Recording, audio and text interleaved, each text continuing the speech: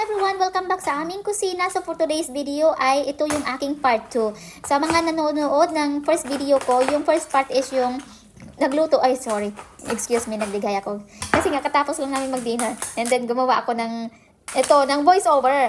Kaya ayaw ko nang kasi minsan paulit-ulit kasi nga mahirap pa yung mag-voice over. Kaya ito kahit nga may tunog ng digay ko, go lang. Kasi nga ito tuloy-tuloy na yung aking naisipan ba kung ano yung dapat kong sasabihin ko na kasi mamaya-maya makakalimutan ko ulit. So back to pagluluto. So yung part 1 yun yung nagluto ako ng shrimp alfredo dahil nga dalawa lang naman kami kumain at saka maraming natirang pasta and then yung sauce. Kaya ayan, bumili ako ng chicken para mas mabilis lang. Yung nabili kong chicken is marinated na with lemon. Ang bango-bango habang binubuksan ko, amoy lemon talaga siya. Siyempre, marinated nga ano. So, ito nga, naprito ko na siya. Dahil hindi naman ganun kakapal ang aking chicken, so pan-fry ko lang siya both sides na medyo brown. And then, ito, habang nagpiprito ako, ay nagprepare din ako ng mushroom kasi gusto ko rin yung may mushroom. Just I mentioned before, habang nagluluto ako ng shrimp alfredo, yung alfredo is my favorite talaga. Minsan, pag pupunta kami sa mga restaurant, halimbawa, sa mga pamilya dyan sa Olive Garden, ito talaga yung lagi kong ino-order. Lalo na pagka medyo thick yung sauce, ay naku, para sa akin, napaka-creamy yung sauce ng alfredo. So, ito na, inaayos ko na sa aking plating. So, na-warm ko lang yung pasta and then yung sauce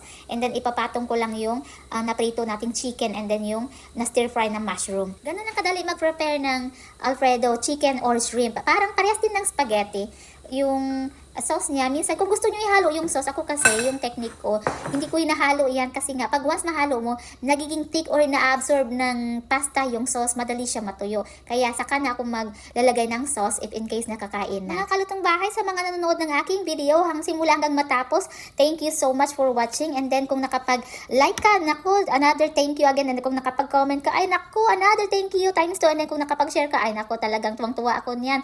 Anyway, sa views pa lang, kahit nanood ka, kahit hindi ka naman nag-like, thank you. Thankful pa rin ako kasi nga views na rin yun. Alright, thank you so much for watching. See you in the next video.